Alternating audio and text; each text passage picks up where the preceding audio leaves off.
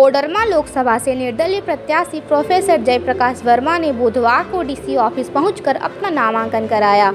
ये अपने समर्थकों के साथ पहुंचे और निर्वाचन पदाधिकारी नमन प्रियस लकड़ा के समक्ष अपने नामांकन की प्रक्रिया पूरी की। इसके पूर्व भारी संख्या में जयप्रकाश वर्मा के समर्थकों का जुटान शहर के झंडा मैदान में हुआ। यहाँ एक सभा हुई, जिसके बाद वह नामांकन के लिए समाहरण न्यायालय पहुंचे। नामांकन की प्रक्रिया पूरी करने के बाद प्रोफेसर जयप्रकाश वर्मा ने कहा कि वह कोडरमा संसदीय क्षेत्र से चुनावी मैदान में जनता के आग्रह पर आए हैं। कहा कि कोडरमा की जनता चाहती है कि वह सांसद बनकर कोडरमा लोकसभा का प्रतिनिधित्व करे। यही कारण है कि नामांकन में शामिल होने के लिए पूरे लोकसभा क्षेत्र से दूर दराज और सुदूरवर्ती इलाके के ग्रामीण पहुंचे हुए हैं। पार्टी से बगावत की बात का जवाब देते हुए उन्होंने कहा कि वह अब भी झामू में बने हुए हैं। उन्होंने अपनी सदस्यता से इस्तीफा नहीं दिया है। क्या मुद्दा रहेगा इस बार?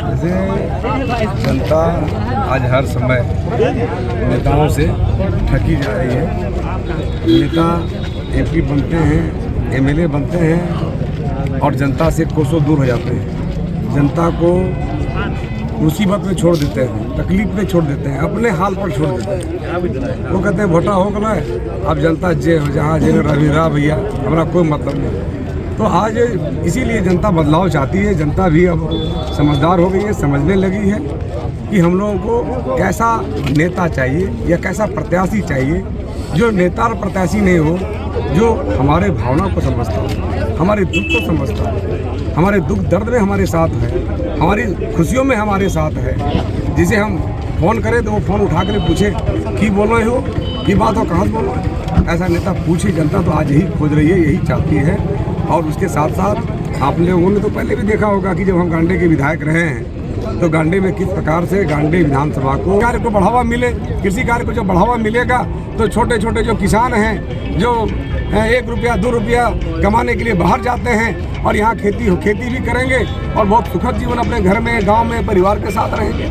आज लोगों का सुख और चैन छीन लिया गया है। इसलिए छीन लिया गया है कि उन्हें आय के कोई साधन नहीं है, आप पे खेती करने की तो व्यवस्था नहीं है और खेती नहीं कर पाते हैं, आधुनिक टेक्नोलॉजी नहीं है। तो इन चीज़ों को विकसित करना है। हमारे क्षेत्र में अगर खनिज संपदा भरी हुई है, उसका आज दुरुपयोग हो रहा है। आप अभ्रक को देख लीजिए, आप जो है स्टोन क्रशर को देख लीजिए। जिस भी प्रकार के यहाँ उद्योग थे, आज उस उद्योग पर भी सरकार उदासीन, इतनी ज़्यादा उदासीन है कि तमाम काम करने वाले लोग भी परेशान हैं। और यहाँ इस काम को आज तो लोकल लोग कर रहे थे, परंतु हम जानते हैं कि मायका जो है सो एक मायका इज ए रॉबरी इंडस्ट्री, लुटेरा उद्योग मायका है। और उसको सभी ने लूट के बर्बाद कर दिया।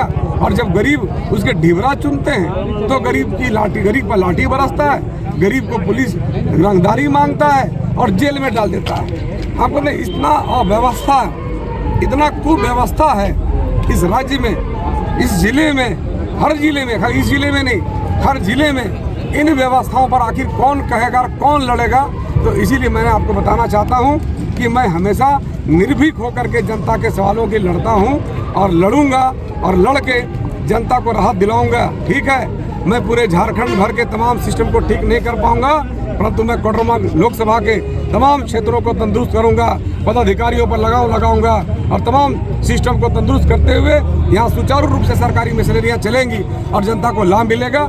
हम इस बात के लिए कटिबद्ध हैं, वचनबद्ध हैं। जैसा कि मैंने गांडे में 5 साल दिखाया कि गांडे की सारा सिस्टम सही रहा और गांडे के लोगों को लाभ मिलता था। पार्टी छोड़कर आप चुनाव लड़ रहे हैं, क्या तो क्या टक्कर रहेगा? क्या कारण है कि आप झामुमो में रहते हुए बागी उम्मीदवार के